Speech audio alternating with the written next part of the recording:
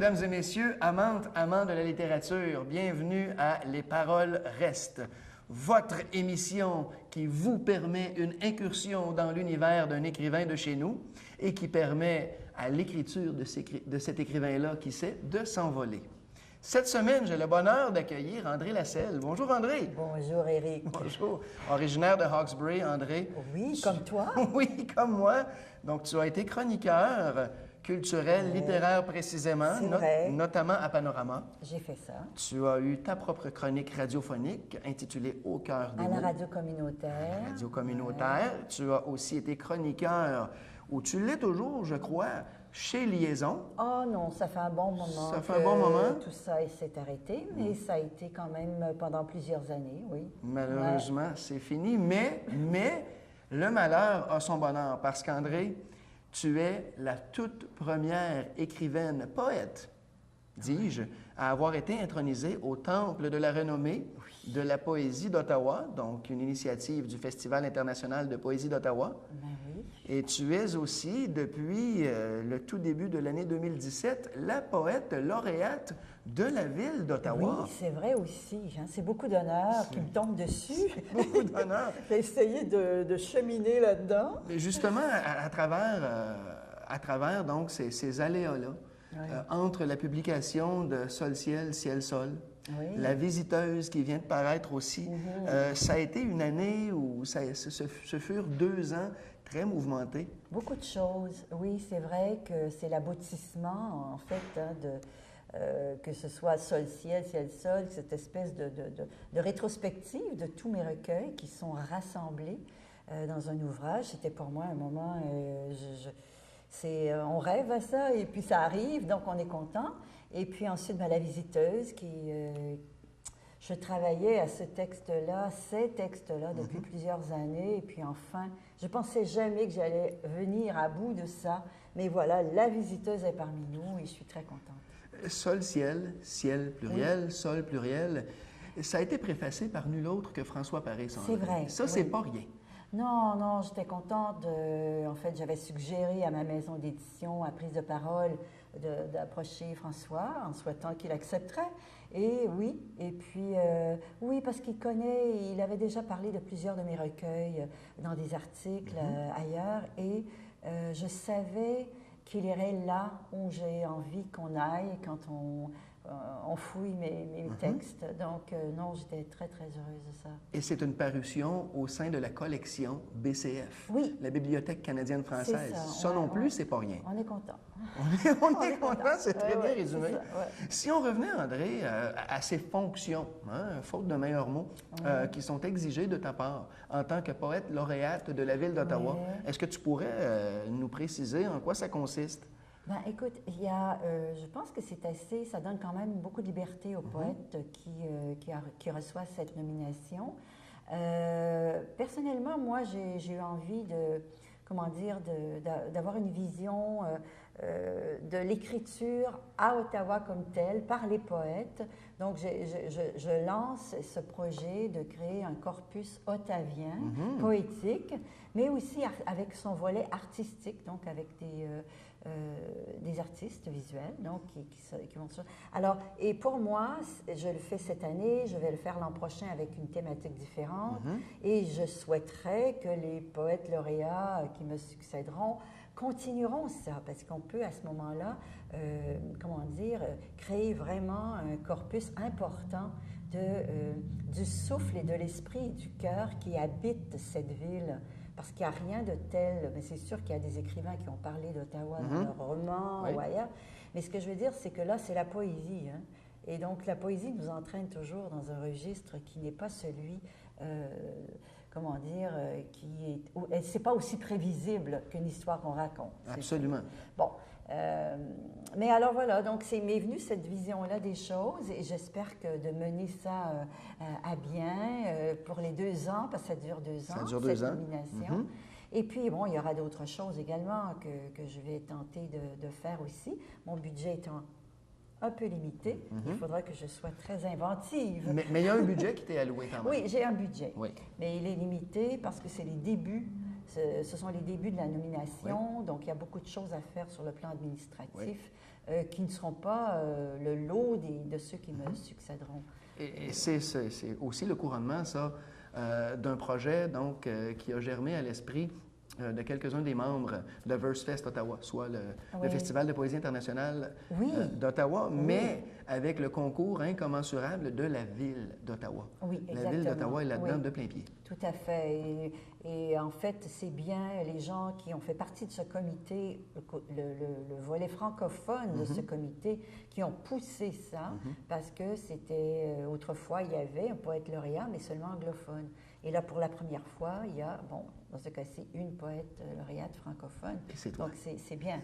On démarre l'affaire. C'est super. Ouais. À ce point-ci, André, est-ce que tu nous permettrais une incursion, une brève incursion dans ton écriture, s'il vous plaît? Bien sûr. J'aimerais que nous plongions dans ton univers. OK. Alors, j'ai choisi de lire 2 passages de La Visiteuse, justement, ce recueil paru plus récemment. La fin du nouveau-né, son désir du sein, poème premier. Il n'y aurait d'origine qu'un battement. La fin de la vie heureuse des bandades vers l'autre, épisode primordial de l'autre en soi. Au bout de la vie, au début, sur fond d'un vide blanc s'agitent ondes et vents, comment dire ce blanc que module le psaume de nos cœurs perplexes.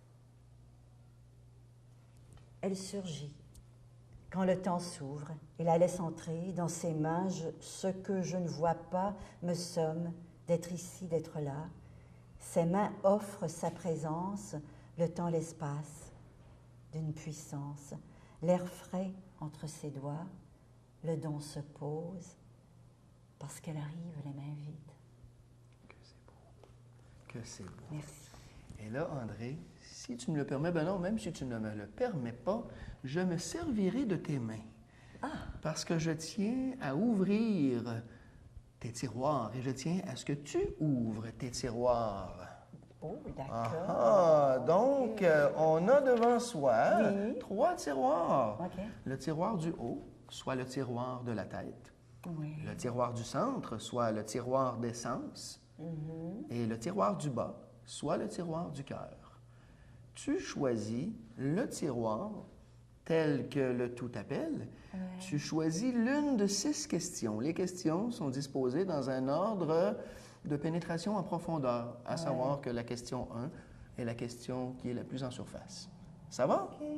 Ça va? Oui. Donc, tu choisis le tiroir et tu choisis le degré auquel tu veux bel et bien nous convier. Eh bien, moi, je vais droit au cœur.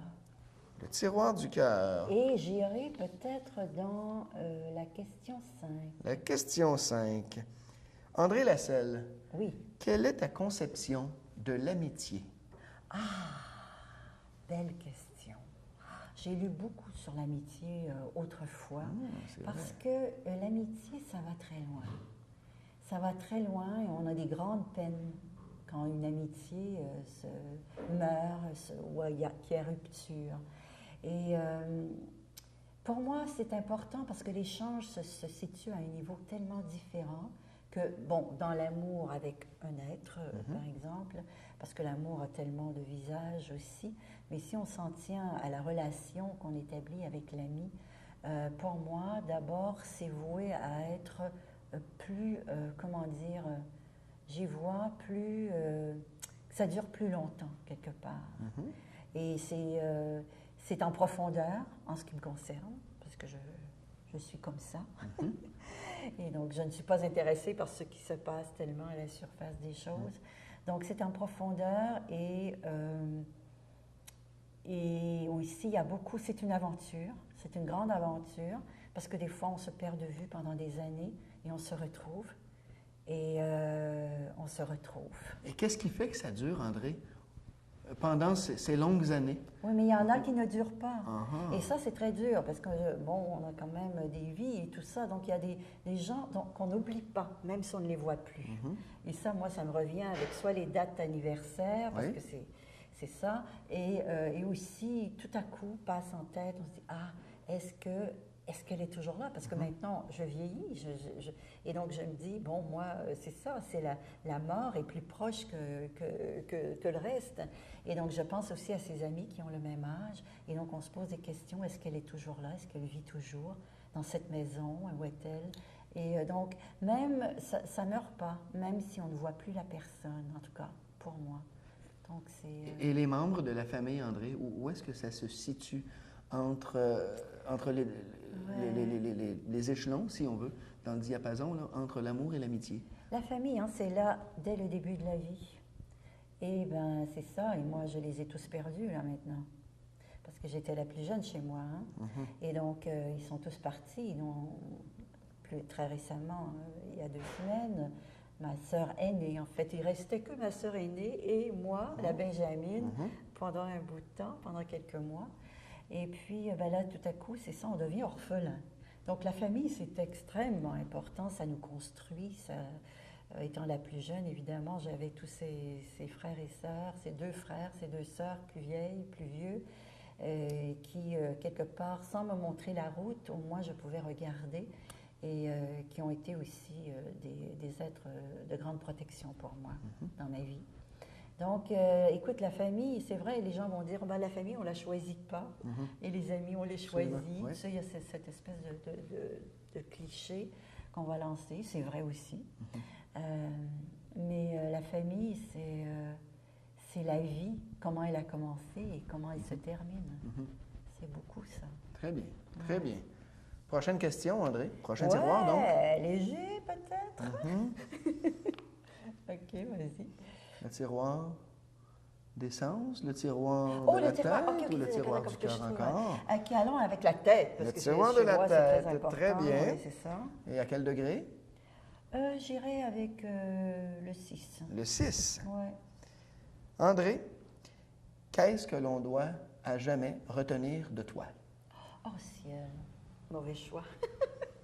Qu'est-ce qu'on... Ben moi, je dirais que une recherche de la lumière. Je pense que c'est ça. Et à travers, bon, toutes les obscurités qu'on peut avoir, mais je pense que moi, ma poésie et moi-même, comme être vivant, je suis beaucoup mue par l'absolu, quelque part. Donc, je fais partie de peut-être d'une autre génération où l'absolu était, comment dire, était vraiment, nous mettait en mouvement, en recherche, en profondeur, en hauteur. C'est un peu comme en latin, altus, alta, altum. C'était la profondeur et la hauteur en même temps. Toujours ces espèces d'axes. Et donc, c'est... Était-il atteignable, cet absolu-là, André? Non, c'est sûr, mais je pense que c'est important de se tracer quelque chose qui est inaccessible. Moi, j'aime beaucoup tout ce qui est insaisissable, invisible, tu sais, l'impondérable aussi, ce qu'on peut... Là où tout ce qui nous échappe, en fait. Ma poésie est beaucoup construite sur des choses comme ça. Ça vacille, d'ailleurs, beaucoup dans mes poèmes. Oui, c'est ça, c'est une recherche de ce type-là. Donc, et la lumière, je disais. Et voilà, donc je sais pas très si bien. j'arrive quelque part. Oh, oui, tu te débats très, Si très j'arrive bien. pas, je suis en route. Très, très bien. Prochain tiroir? Oui. Qu'est-ce que tu choisis? Oh, Seigneur, c'est toujours la question. Alors, bon, l'essence, quand Le même. tiroir d'essence, allons-y. Alors, disons un beau 3. 3. Oui. Quelle est la chose ou l'événement la plus marquante, le plus marquant que tu as perçu, dont tu as été témoin? Mon Dieu, ça c'est fou. J'ai pas une très bonne mémoire de tout ça, c'est sûr que... Mais moi, je dirais, si on est dans les sens, la sensualité et tout, je dirais qu'un premier voyage que j'ai fait, c'était en 73, et c'était à la Martinique. Et donc, j'ai découvert, en arrivant là, les bleus et les verts, comment ces couleurs étaient extraordinaires ensemble. Et aussi, la vanille, l'odeur de la vanille, les noix de coco, tout ça, et aussi la façon de marcher quasiment comme on valse, des gens sur place, des êtres magnifiques. Et donc, je dirais que ce voyage-là, sur le plan de la sensualité, disons qu'elle est prête depuis Très, très bien. longtemps. Mais ce que je veux dire, c'est qu'il y a eu une sorte d'éclosion, vraiment, dans ce voyage. Et donc, je ne sais plus quel âge j'avais. Bon, tu n'as pas à le pas dire. important. 73, ça va, l'année, ça va. Ouais, 73, Très ça, bien. faites le Très calcul. bien. Ben oui, tu n'as pas à le Bon, dire. alors, écoute, je ne sais pas spontanément comme ça. Non, c'est très bien. Il y a sûrement beaucoup d'autres choses. C'est très, très bien. Écoute, tu y es même allé d'une description olfactive. Des sensations de Ouais. fin du monde, par exemple, en allant en haut d'un volcan et puis ne plus pouvoir reculer parce que la route, c'est ça, il n'y avait pas d'espace pour reculer la voiture. En tout cas, tu sais, des sensations comme ça extrêmes. Ouais. J'en ai connu quelques-unes dans la nature. Donc, percevoir tout ça, le recevoir dans la peau, dans le corps et le métabolisme, Ouais, et tout, avec la tout se perméabilité. met en marche. Donc, Très bien. ouais. Ben écoute, on est obligé de valser déjà vers... Mais ce n'est pas la fin du monde, ce n'est qu'une pause publicitaire. Ah, parfait. On revient dans quelques instants. Parfait. À tout de suite. À tout de suite.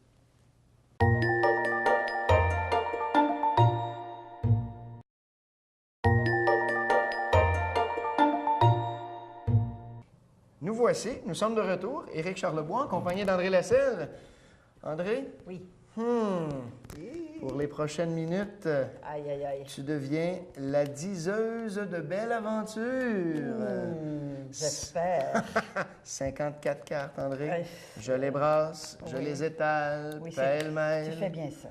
Et t'es gentil, mais écoute, il faut vraiment pas m'imposer quelque pression que ce soit, parce que c'est là que je les échappe. Et c'est assez, elles sont folles, donc prêtes. On les étale. Tu tires une carte, OK. et puis, tu réponds à la question à laquelle correspond la carte. D'accord, je prends celle-ci. Merci. L'as de cœur. Belle carte. Très belle carte, ça commence bien. Ouais. André, Oui. quel est le livre dont tu te souviendras toujours? Bon, écoute, comme je disais, il y en a beaucoup parce que je lis depuis très, très tôt dans ma vie et beaucoup, beaucoup, beaucoup. Bon, écoute, je dirais que Dostoïevski, OK. Alors, l'idiot, ça c'est sûr. Bon, alors, on va s'en tenir à ça, mais bon, tout est à Dostoïevski. lire. Je le dis à tous et à toutes, tout est à lire là. Aussi, évidemment, Kafka. Oui, Oui. check. Le château. Le château de Kafka. Ah oui, plus que le procès, bien que Oui. tout est extraordinaire, mais le château en particulier, qui évidemment n'a pas de fin. Non. Il est très étudié pour ça, il n'y a Oui. pas de fin, et moi j'adore les livres qui n'ont pas de fin, parce que le poème n'a pas de fin, parce que le poème c'est nous, c'est la vie, et ça, il n'y a pas de fin à ça. Il y en a une, mais le plus loin possible. Oui, on la repousse. Écoute, des livres, c'est sûr, il y en a plein des livres. Mais c'est déjà très Je bien. t'en là. donne deux Oui, comme oui. ça. L'idiot et le château. Très bien. Très bien. On tire. Vas-y. Oui. Bon, écoute, celle-ci, moi, Celle-ci, elle est il belle, me hein? semble qu'il y a quelque Elle chose. est belle, là. hein? Ouais. Le 5 de carreau. OK. Préfères-tu Molière, Bob Moran ou la comtesse de Ségur? Oh là là, c'est un drôle de choix. Hein? Oh là là. Écoute, je vais être obligée d'aller avec Molière. Hein?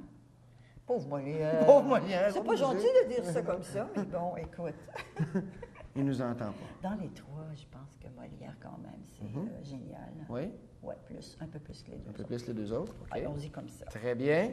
Donc, où que tu sois, Jean-Baptiste Poquelin, hommage. Merci.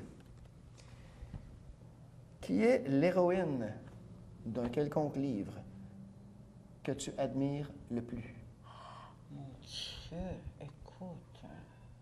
Oui, bien justement, dans l'Idiot, il y a de très beaux personnages de femmes. Oui. Oui, il y a Aglaïa, puis il y a aussi Nastasia, donc ça, je les ai en tête en ce moment.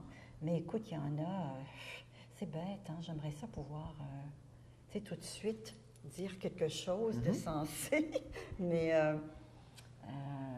Est-ce qu'il y a peut-être une voix manifestement féminine à une poésie quelconque? Écoute, moi, j'aime beaucoup la poésie russe. Donc, Anna Akhmatova, puis Marina Tsvetaeva. Donc, ça, c'est très unique, hein, parce que, bon, on entre évidemment dans un univers qu'on ne connaît pas, toute la culture russe, bien sûr, mais aussi de la femme russe de cette époque-là. Elles se sont connues aussi, croisées, d'ailleurs pas très bien entendues, mais quand même. Et c'était une période évidemment très difficile là-bas. Ça l'est, en semble-t-il encore. Oui. Mais c'est un pays fascinant. Je sais pas. Mais pourquoi cette prédilection pour la poésie russe, précisément? Écoute, bon, mais les auteurs russes en particulier, je suis allée aussi là-bas parce que j'ai voulu être, enfin, tu sais, commencer un voyage quand même. On n'a pas le temps non plus de tout saisir, mais je voulais être là-bas, aller voir un peu où ont vécu ces écrivains extraordinaires.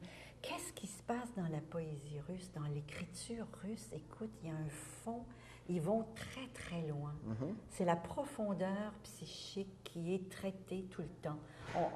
Et ça, et dans une sensualité également, hein, qui est donc omniprésente aussi. Donc, c'est comme s'il y a quelque chose de l'être entier, tu sais, une sorte de recherche de plénitude de l'être, et en même temps, avec toutes ces misères, et tout, parce qu'il y a toujours des crimes, il y a les gens commettent, bon, il y a toujours, et puis nous, dans nos propres vies, on a toujours nos descentes aussi, hein, on est loin, on est rarement en montée. Et donc, je pense que toute cette psychologie des profondeurs, puis avec Gogol, entre autres, c'est amené, le journal d'un fou, tout ça, on va très, très loin dans la nature humaine et ça me fascine. Voilà. Très bien. Donc, au-delà de la corruption, là, telle qu'on la galvaude, évidemment, en Amérique du Nord, parce qu'on connaît sans doute trop mal ce qui s'y trame, toi, tu y es allé. Je suis allée là-bas, oui, aussi. Mais il y en avait aussi beaucoup. Oui. Hein? Bon, c'est ça, je veux dire, Gogol, les âmes mortes, je veux dire, écoute, ils achetaient des âmes de cerfs qui étaient morts. Et donc, tu sais, c'était, je veux dire, ça allait très loin, la corruption en Russie. Et est-ce que, dernière chose, peut-être sur cette note...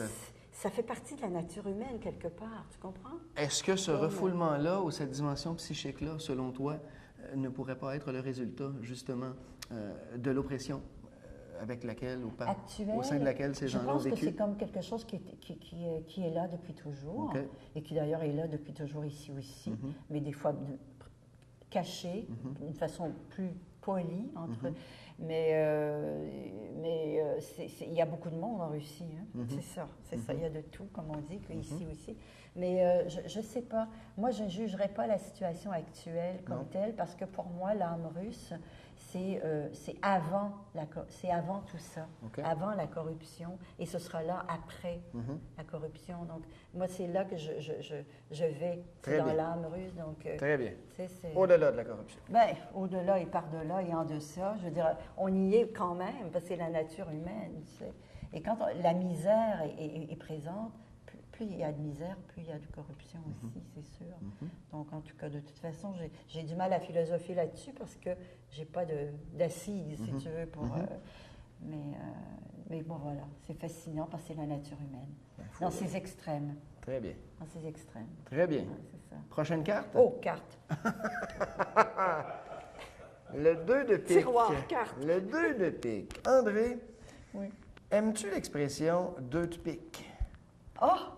Dire à quelqu'un ou dire de quelqu'un, c'est un 2 de pique. C'est vraiment pas gentil. C'est pas gentil, hein? Toi, t'es plutôt du côté de la gentillesse? Non, pas non. Non, je peux être décapante. Moi, je peux être terrible. Et puis, malheureusement, je l'ai été souvent dans ma vie et j'espère que je le suis de moins en moins.